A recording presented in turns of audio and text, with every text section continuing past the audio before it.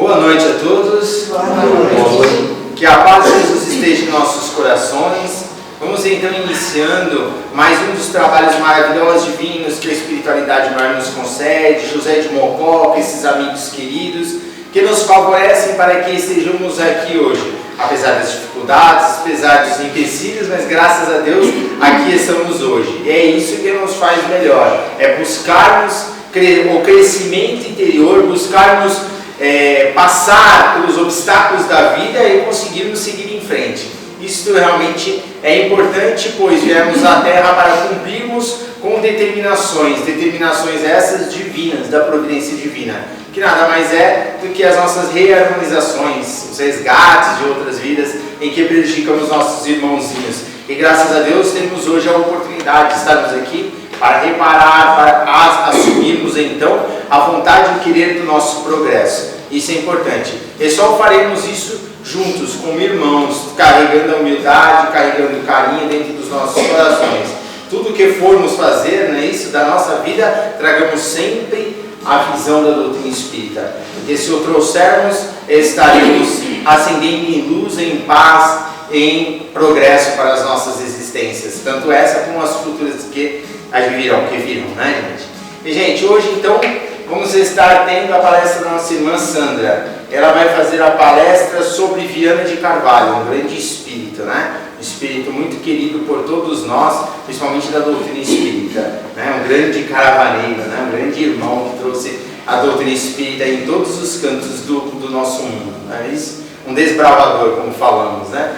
Então, Sandra, fique à vontade, é nós e Deus, a tribuna é sua.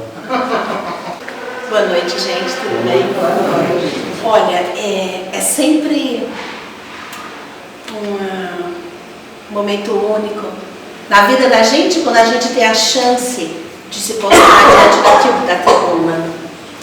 E o postar-se diante dessa tribuna é sempre uma responsabilidade grande, é sempre uma inquietação íntima que a gente fica pensando, pedindo ajuda à espiritualidade maior para saber e conseguir se postar da melhor maneira possível. Tudo bem, né, querida, com você? Bom te ver aqui, viu? Então, que todos nós que aqui nos encontramos, encarnados e desencarnados, sejamos imensamente bem-vindos. E aqueles que nos acompanham através das redes sociais, seja qual for o momento, seja qual for o período, seja qual for o instante da sua vida, seja bem-vindo à nossa casa. Nós somos a instituição beneficente José de Mococa. Somos uma casa fisicamente pequena, mas humanamente gigante. E todos são imensamente bem-vindos nessa casa. Seja qual for o tempo que você esteja vendo o nosso vídeo, seja bem-vindo, que Jesus o ampare e que o nosso patrono, que se chama José de Mococa, invada a sua casa e o ambiente onde você estiver, te levando à mesma paz que a gente está vivendo nesse momento. Então, mais uma vez, boa noite. A fala de hoje, toda fala é construída com várias mãos. Tem várias mãos que se ajudam, tem várias mãos que se olham, tem várias mãos que se entrecruzam, e é assim que a gente se posta aqui, é assim que a gente se propõe a uma fala. E eu confesso para vocês que a responsabilidade é grande para falar de alguém como Viana de Carvalho. Então, nessa apresentação, eu procurei trazer alguns vultos que vale a pena a gente ouvir o seu nome e ver a sua imagem. Alguns vultos que vou passar levemente, porque seriam falas muito profundas, mas quero um pouquinho da surpresa e da beleza a qual me encontrei me debruçando sobre esse tema, que consiga compartilhar pelo menos um pouquinho com vocês. Vocês devem algo está chamando a atenção aqui de diferente, que são flores que a gente está vendo hoje espalhadas pela nossa casa. Essas flores são uma homenagem a Viana de Carvalho. Na época que ele esteve encarnado, a sua fala era tão eloquente, a sua expressão de amor e de serenidade, de harmonia era tão eloquente, que as pessoas, quando terminavam de ouvi-lo, costumavam jogar rosas no palco. Então, o nosso amigo Esmeralda nos comprou rosas e é em homenagem a Viana de Carvalho, por isso que vocês estão vendo aqui.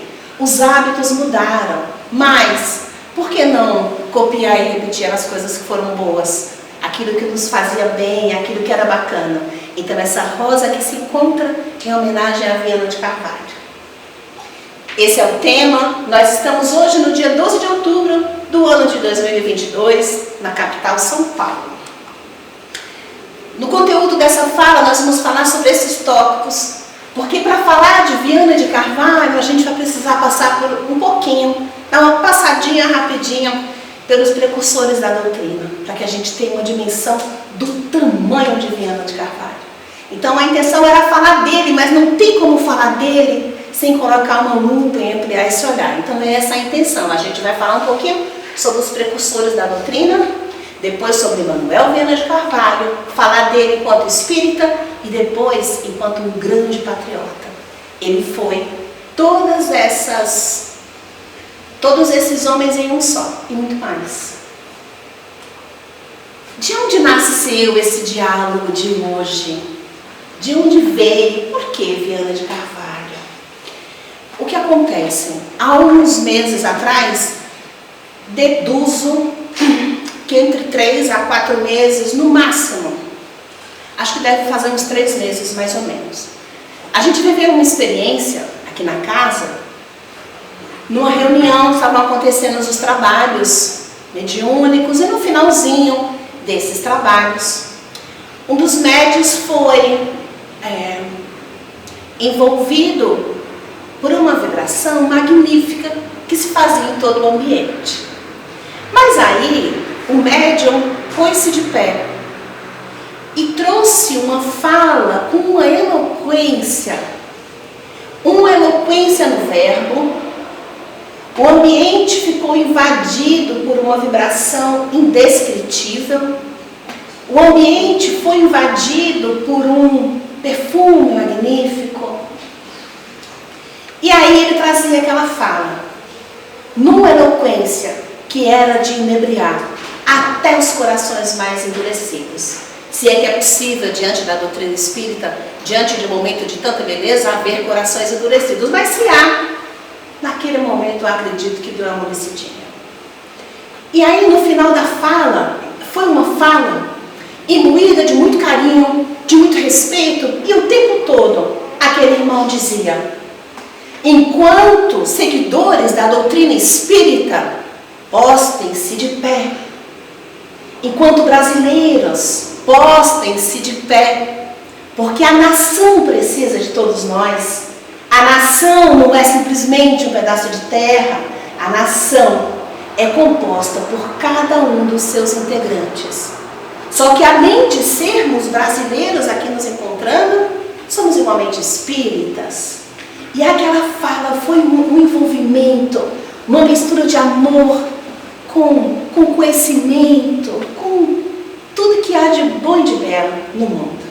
E aí no finalzinho da fala, aquele irmão disse assim: me despeço de vocês e deixo um abraço do amigo Viana de Carvalho. Claro, eu estou trazendo com o meu olhar muito pequeno, muito pobre, muito curto, mas estou trazendo o meu verbo, porque o que é bom a gente precisa aprender a compartilhar. Se é uma tragédia ali na esquina, a gente repete 200 vezes.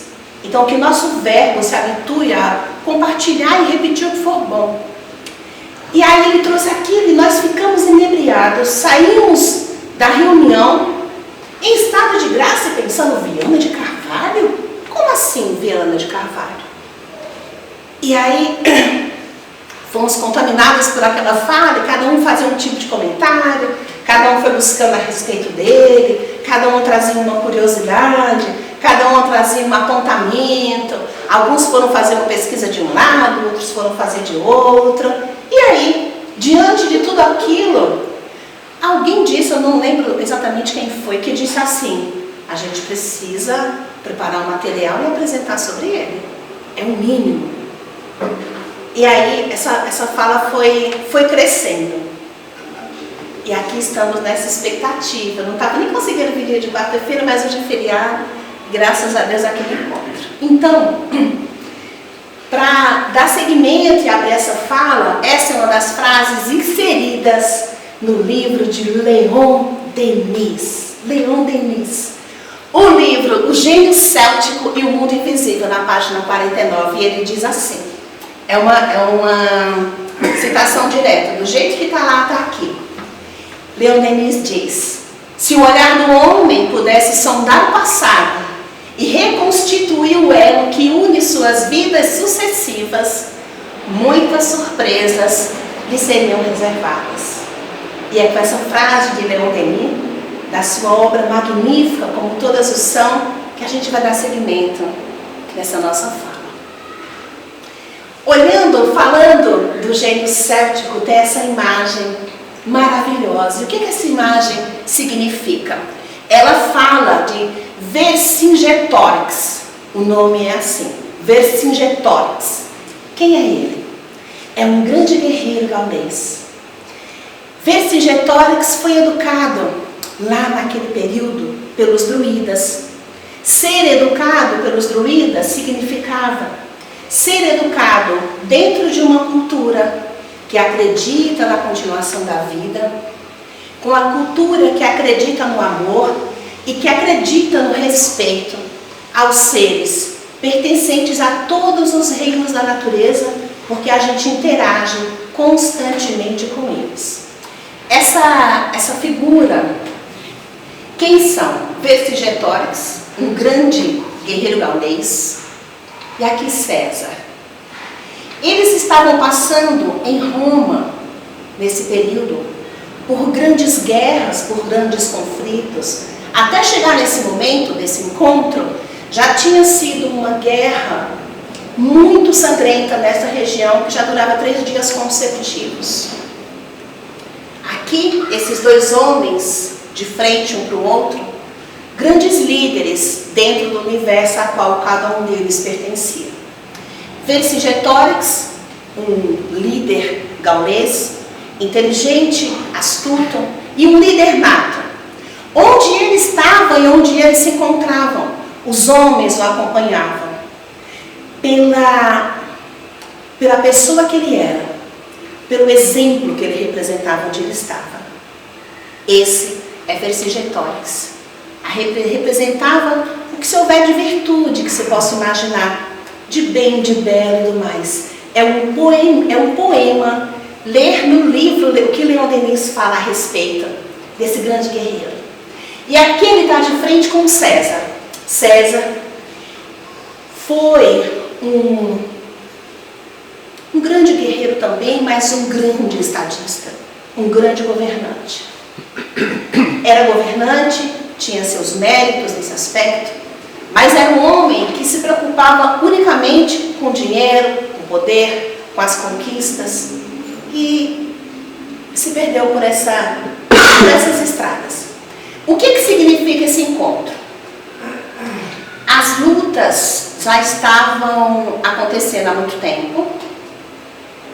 Roma era muito bem estruturada, já dominava grande parte das regiões, grande parte do mundo já era dominado por Roma. E eles queriam atuar na região da Gália, que era dirigida por Vercingetorix. Depois de uma grande luta e de grande astúcia de Júlio César, os romanos, o exército romano, estava conseguindo invadir e iria ganhar aquela guerra. O que é que Vercingetorix fez? Ele, enquanto líder, o chefe daquele grupo, ele tinha a chance de fugir.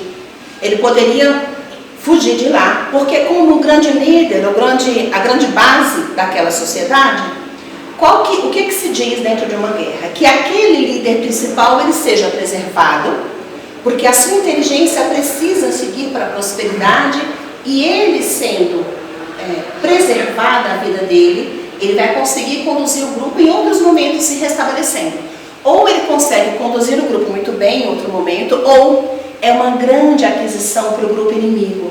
Porque ter uma pessoa com tanta inteligência e com tanta astúcia no seu grupo seria muito bom. Vercingetorix tinha a chance de fugir, porque eles iriam ser vencidos. Mas o que ele fez como um grande líder?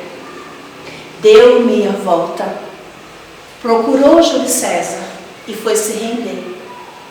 Ele foi se render no intuito de preservar a vida dos seus guerreiros. Por isso ele foi até lá. Então ele entra nessa tribuna onde está Júlio César. Quando ele adentra, todos ficam estupefatos com a cena da chegada dele. Ele entra com o seu cavalo, ele dá 3 voltas aqui no derredor. Ele dá 3 voltas, para na frente de Júlio César depois e joga as suas armas como prova da sua rendição. Vendo essa cena, os soldados romanos dão um passo para trás, admirados e em respeito à postura daquele grande guerreiro. Ficam todos admirados com a postura que ele teve.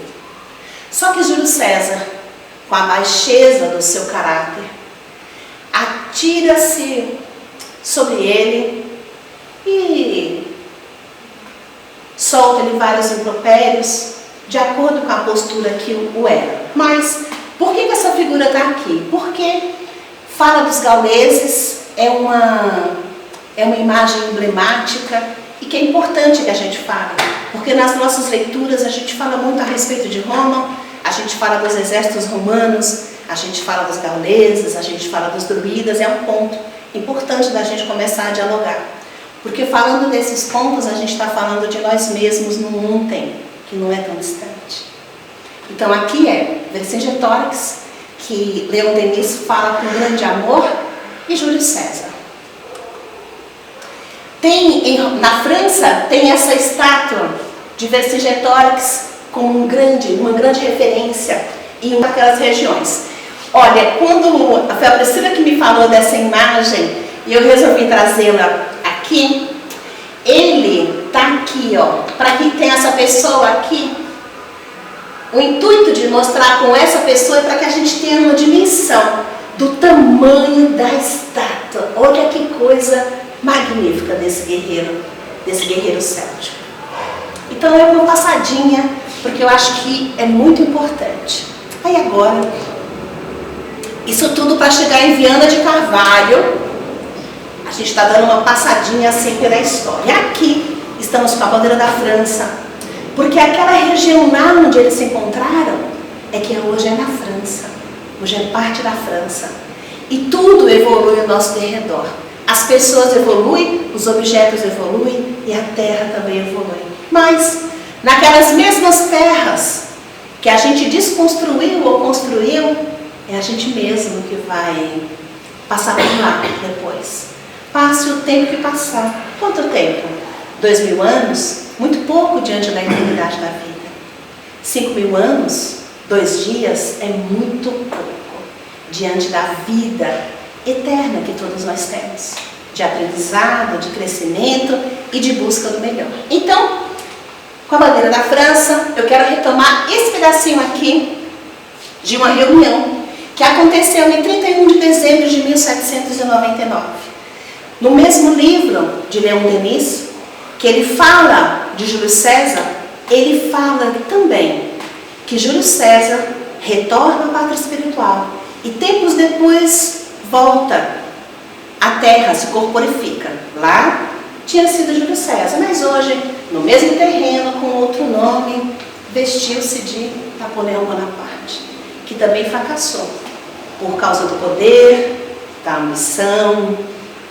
E aqui, mas a intenção não é falar sobre isso, é só uma passadinha falando de uma reunião que aconteceu no dia 31 de dezembro de 1799. Essa passagem está inserida no livro Cartas e Crônicas de Humberto de Campos, no capítulo 28, que vale muito a pena ver. E aqui, essa reunião se deu quando Napoleão Bonaparte tinha 30 anos de idade, e aquela reunião estava acontecendo porque o mentor dele, até então, ia precisar se afastar um pouquinho, porque também ia se corporificar. O mentor dele era simplesmente Allan Kardec, que ia retornar ao campo da matéria. Ai, Ave Maria, olha a hora. Misericórdia.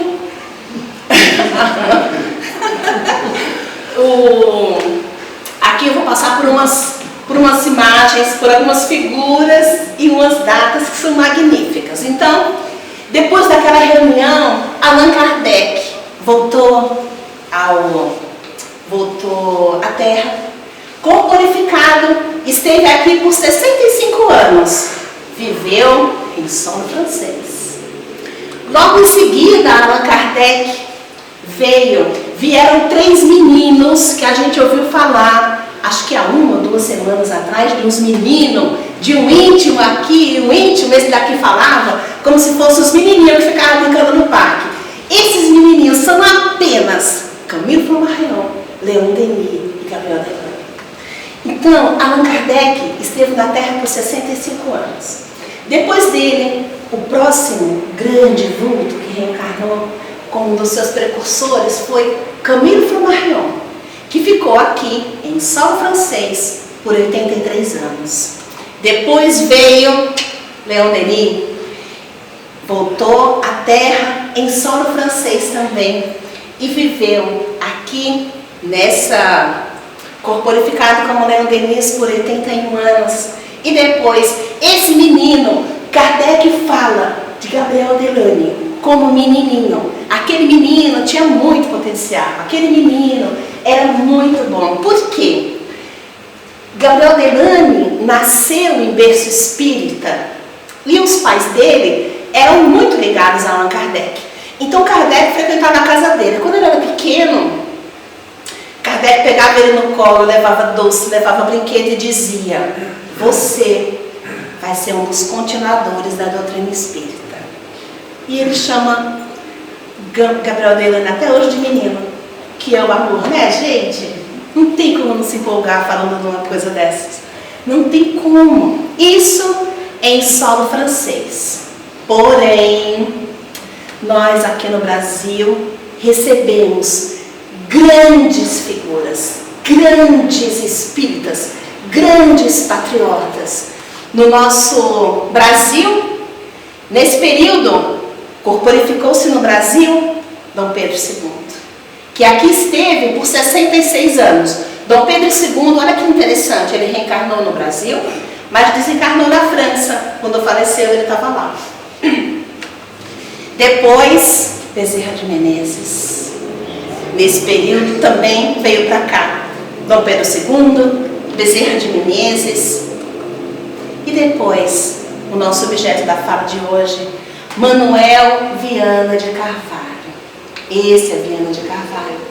Ele nasceu no Ceará, no município que era o terceiro mais próspero de todo o estado do Ceará. E ele ficou pouco tempo aqui encarnado, ele ficou só 52 anos. Viana de Carvalho fazia parte de das famílias mais antigas e tradicionais do Ceará e tinha mais 2 irmãos. Por que a gente está falando de Viana de Carvalho hoje? Porque amanhã será o aniversário dele. Amanhã é aniversário do seu retorno à pátria espiritual, no dia 13 de outubro. Então, por isso que estamos aqui debruçados falando acerca de Manuel Viana de Carvalho. O menino Viana de Carvalho.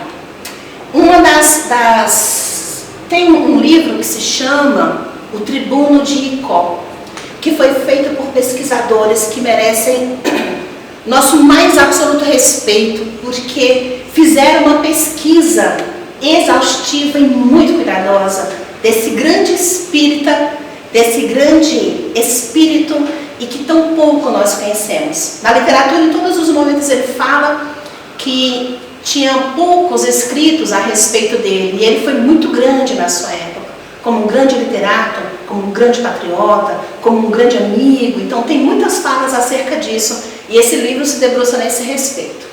Então, são poucas as informações, mas a madrinha dele, no Nordeste ainda, madrinha é segunda mãe mesmo, então é uma figura importantíssima. E aí a madrinha falou que ele sempre foi afeito a umas coisas assim espirituais, que ele mesmo menino, ele se trancava no quarto e ficava por horas fazendo rezas. Ficava por horas rezando, por horas pedindo a intercessão de Nossa Senhora, que ele era muito devotado, que ele era muito religioso, né? Então ele fazia isso e chamava atenção, porque era um menino. Ninguém ensinava. E mesmo que ensinasse, o que ele fazia era acima do ensinar. Ele gostava, ele fazia porque ele queria. E aí tem uma passagem interessante também, que essa madrinha, quando soube que ele muito jovem se converteu ao Espiritismo, ela chorou copiosamente, desesperadamente. E provavelmente a fala dela, que como ele estava mudando de religião, ele ia ser excomungado, aquelas coisas todas, né? E aí diz que ela chorava muito, e dizendo para ele que ele ia deixar de ser cristão.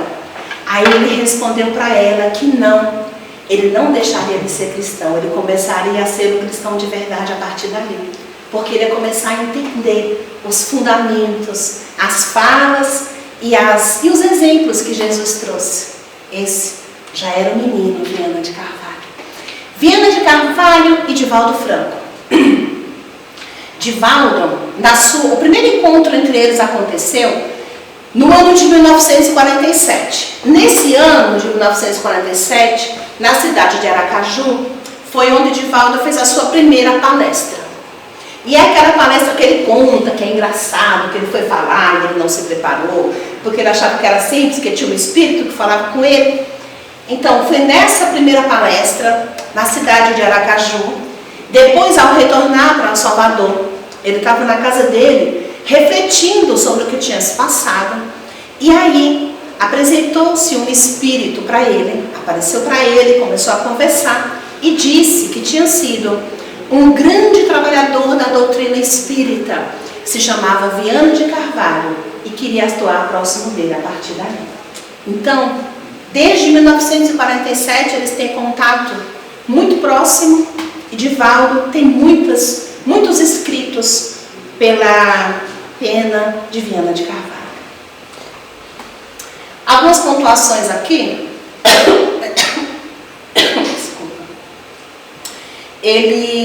Os contemporâneos falam que Viana de Carvalho, ele foi a glória dos oradores espíritas do Brasil.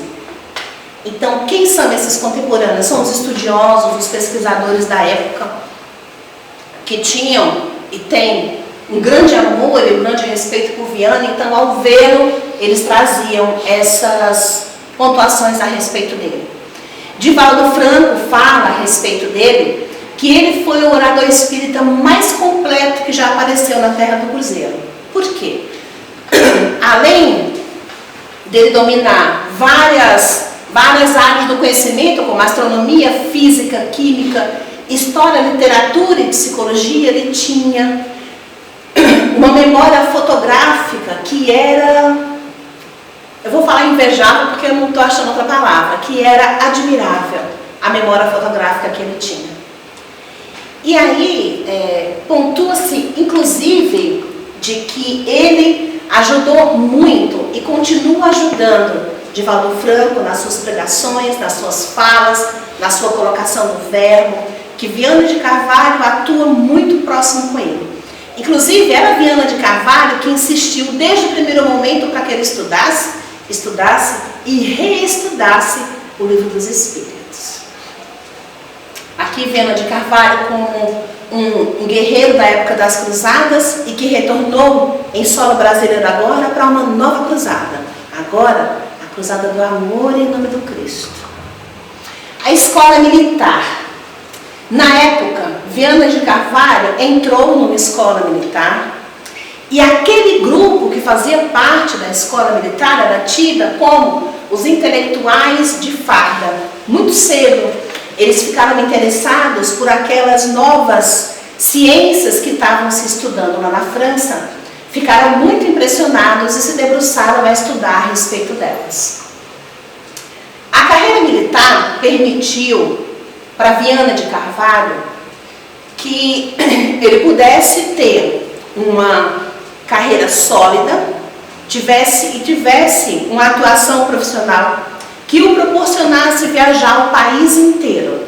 E ele tinha alguns cuidados ao viajar. Por conta da profissão, ele viajava o país inteiro. Ele seguiu na carreira militar por 35 anos. E os lugares onde ele viajava, ele sempre chegava e já aportava falando da doutrina espírita.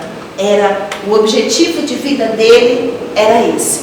Eu separei aqui um telegrama, que no livro consta, que o que acontece? Hoje, quando a gente vai a algum lugar, você manda uma mensagem para a pessoa, eu estou chegando, vou amanhã, vou domingo. Na época era telegramas.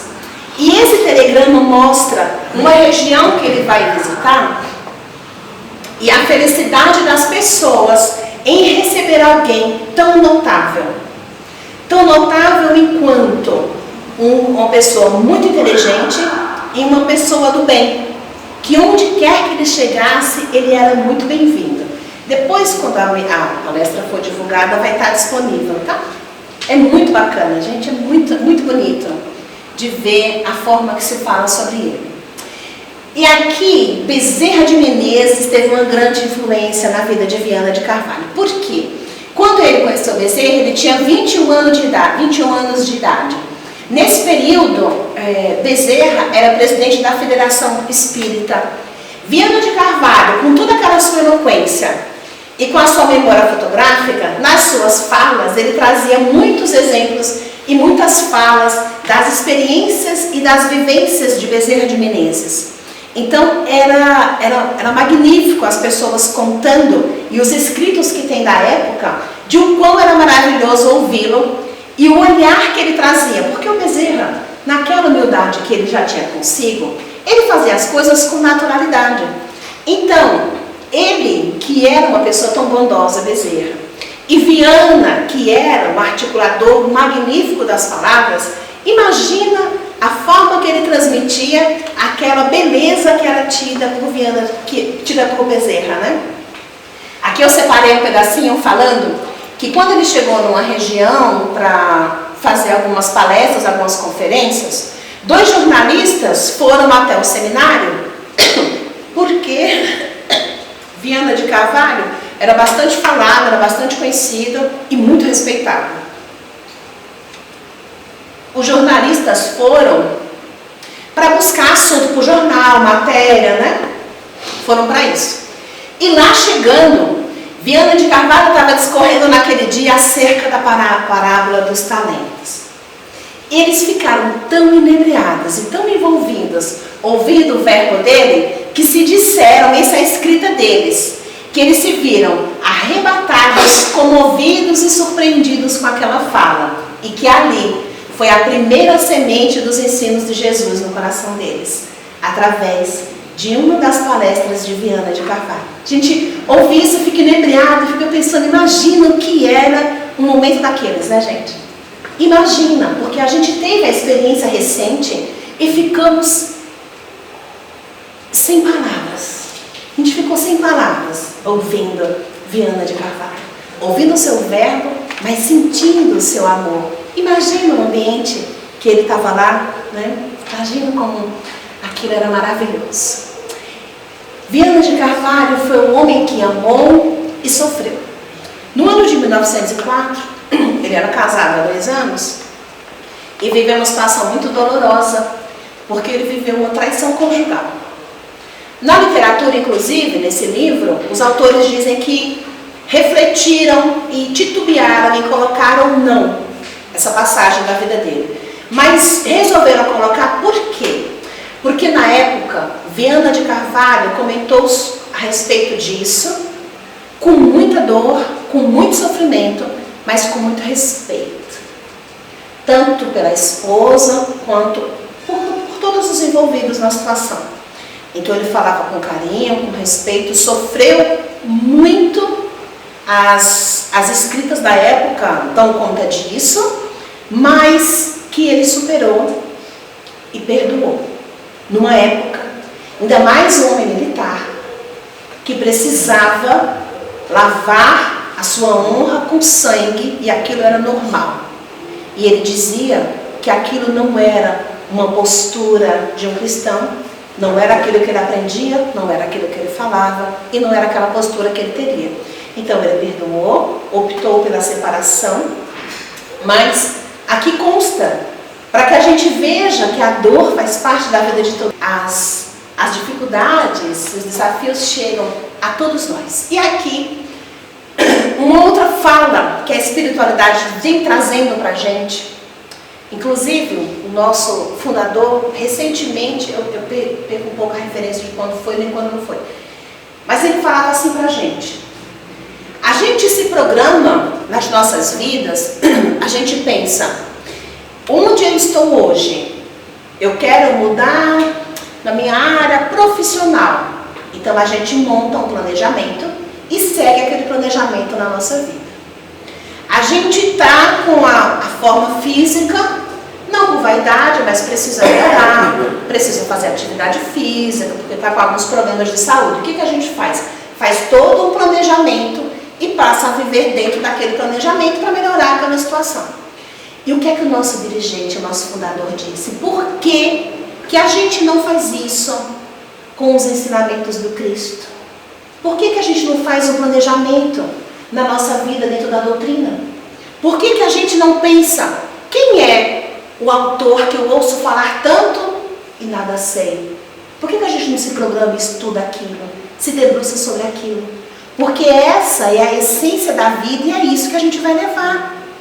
Mas a gente não tem essa preocupação. E ele chamou a atenção sobre isso. Quando chegou nessa parte daqui de Viana de Carvalho, eu resolvi trazer.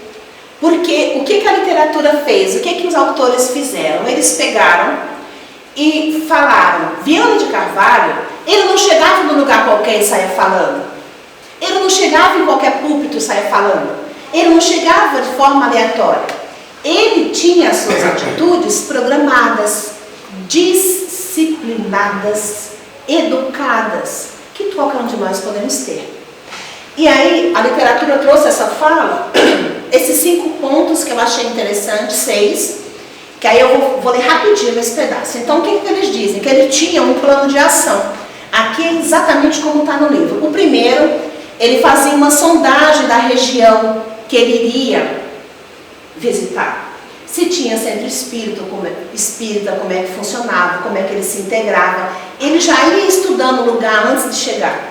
Ele não chegava, esperava 2, 3 dias para ver como é que vai, como é que fica. Então ele tinha toda uma estratégia de programação em relação a isso. Primeiro, sondagem da região. Segundo, ele fazia conferências públicas em casas de amigos, instituições espíritas, lojas maçônicas, que na época dava muito espaço para que eles trouxessem seu verbo, teatros e grêmios. Depois, em terceiro lugar, ele fazia a implantação do estudo sistemático do livro dos Espíritos, a mesma coisa que ele falava para Divaldo. E falava para os outros, né? Para estudar. Isso o terceiro. O quarto, ele fundava ou reorganizava os núcleos espíritas daquele local. Em quinto, ele fazia a promoção de trabalhos assistenciais, que é a base da nossa doutrina, o estudo doutrinário, mas a parte assistencial. E por fim, polêmicas. Mas essa polêmica não é aquela polêmica de baixaria daqueles jornais que a gente vê na televisão. Essa é aquela polêmica que o nosso fundador dizia, a polêmica de dizer, vamos estudar juntos, vamos falar juntos, vamos pesquisar juntos, vamos olhar juntos. É esse olhar de polêmica que Viana de Carvalho fala. O seu regresso à pátria espiritual, Viana de Carvalho, como vários outros daqueles vultos que falamos no começo, teve uma saúde muito frágil no decorrer da sua vida. Viana de Carvalho, ele contraiu o tipo mais grave de beriberi, que é um agudo e fulminante que provoca alterações no sistema nervoso, edema nos membros inferiores e dilatação do coração, que o levou à insuficiência cardíaca.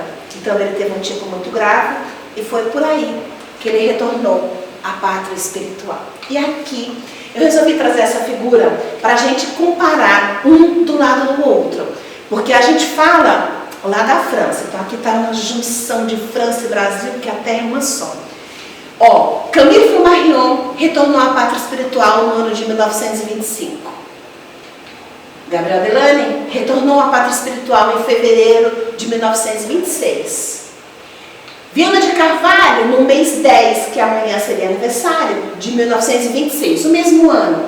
E Denise, 1927. Então o quarteto veio junto e retornou junto. Claro que junto deles haviam muitos outros gigantes, mas o que separaram, só para a gente enxergar, que tinha grandes vultos na França e grandes vultos no Brasil.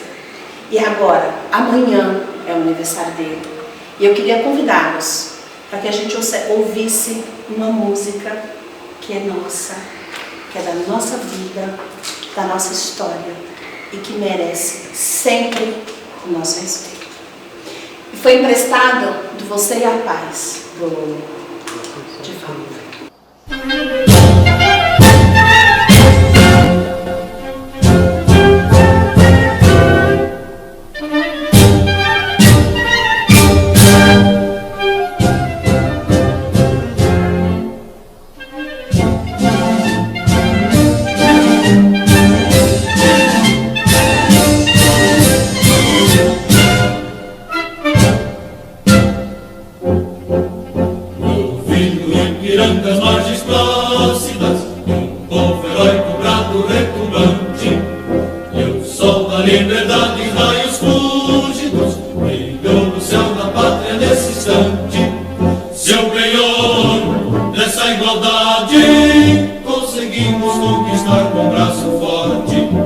Em teu seio, ó liberdade, desafio nosso peito à própria morte. Ó pátria amada, idolatrada, salve, salve. Brasil, um sonho intenso, um raio vívido, de amor e de esperança, terra desce. Sem teu formoso céu risonho e límpido, a imagem do cruzeiro resplandece.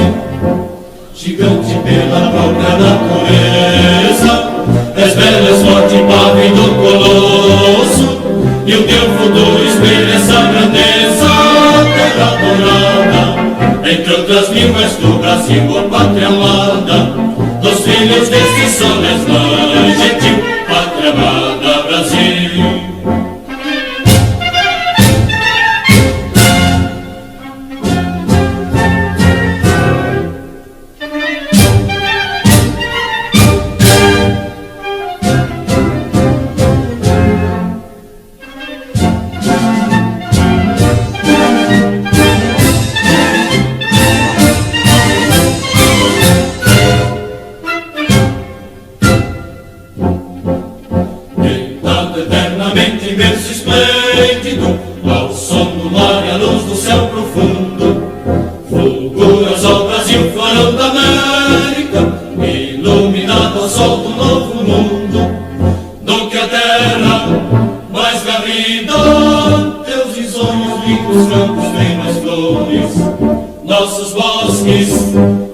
Vida, nossa vida no teu seio mais amores.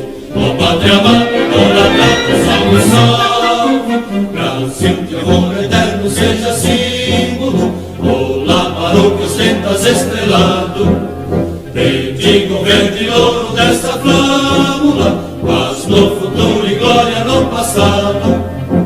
Mas se ergues na justiça clava forte, verás que o filho teu não foge à luta, nem teme quem te adora a própria morte, terra adorada. Entre outras mil és do Brasil, ó pátria amada, dos filhos desse sol és mãe gentil, pátria amada, Brasil.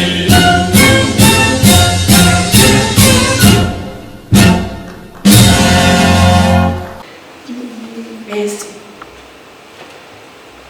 é o livro que embasou, o principal livro que embasou essa fala. Recomendo que o folheiem.